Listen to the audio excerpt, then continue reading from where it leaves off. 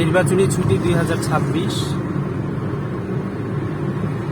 ফেব্রুয়ারি কত তারিখ আজকে 11 তারিখ ফেব্রুয়ারি 11 তারিখ আগামীকালকে নির্বাচন উপলক্ষে 4 দিন ছুটি। আমরা চলে যাচ্ছি গ্রামে।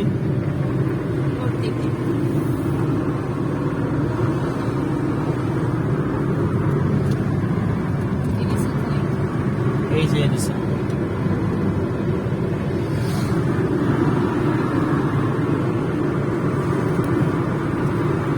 আনাইতা সকালে নাস্তা করে নাই,